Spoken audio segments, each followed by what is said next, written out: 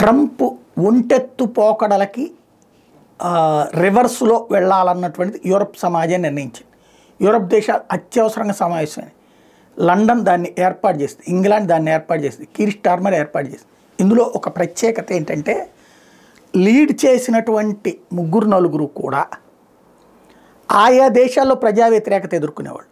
Germany Olaf Scholz కావచ్చు, ఇంగ్లాండ్లో Keir Starmer కావచ్చు, ఫ్రాన్స్లో మేక్రాన్ కావచ్చు, వీళ్ళందరూ కూడా వాళ్ళ దేశాలలో ప్రజల చేతన తిరస్కరించబడుతున్నవాళ్ళు, అధికార పక్షం నుండి మైనస్ అవుతున్నవాళ్ళు.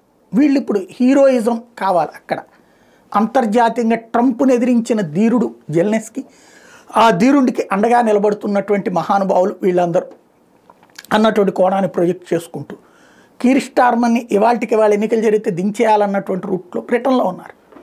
ఫ్రాన్స్లో ఆల్రెడీ బలం పడిపోయింది అతనికి. ఇటు జర్మనీలో ఓడేపోయాడు, 3వ స్థానానికే వచ్చేసాడు. ఇట్లాంటి వాళ్ళందరూ ఒక్కటై కూర్చుని ఇప్పుడు శుద్ధులు చెప్తారనమాట ప్రపంచానికి.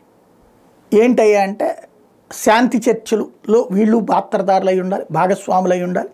ఉక్రెయిన్ మీద ఒంటెత్తు పోకడలు కరెక్ట్ కాదు. ఈ తరహా యూరప్ భద్రతను గురించి కూడా ఆలోచిద్దాం లాంటిది. యూరప్ దేశాల సమావేశానికి ముందు స్టార్మరు, మేక్రాను, జెలెన్స్కీ భేటీ అవ్వడం, రష్యాతో కాల్పుల విరమణ ఒప్పంద ప్రణాళిక మీద కలిసి పనిచేద్దామని నిర్ణయించడం, ఈ ప్రణాళికను అమెరికా ముందు ఉంచాలనుకోవడం, బ్రిటన్, ఫ్రాన్స్ మరో 2-3 దేశాలు కలిసి యుద్ధాన్ని ఆపే ప్రణాళిక మీద పనిచేస్తాయని, ఆ తర్వాత ఆ ప్రణాళిక మీద అమెరికాతో చర్చిస్తూ ఉంటూ స్టార్మర్ చెప్పడం, పుతిన్ని నమ్మబోనని ట్రంప్ మీద నమ్మకం ఉందని చెప్పడం, అమెరికా నుంచి భద్రత మీద హామీ గురించి తీవ్రంగా చర్చిస్తున్నామని చెప్పడం, ఒకవేళ యుద్ధాన్ని ముగించేందుకు ఒప్పందం కుదిరితే భద్రతకు హామీ ఉండాల్సిందే, లేదంటే పుతిన్ మళ్ళీ వస్తాడు, గతంలో ఇలాగే జరిగింది, అదే నిజమైన ప్రమాదం, అందుకే ఒప్పందం అంటూ జరిగితే అది శాశ్వతంగా ఉండాలి, తాత్కాలిక కాల్పురమణ ఒప్పందం వద్దు అంటూ స్టార్మర్ లాంటి వాళ్ళు చెప్పడం, ఇదంతా కూడా ఖచ్చితంగా అమెరికాను అడ్డు పెట్టుకుని వాళ్ళ దేశాల్లోని ప్రజా వ్యతిరేకతల్ని తప్పించుకోవడానికి హీరోలుగా చలామణి అవడానికి ఆడుతున్న నాటకం.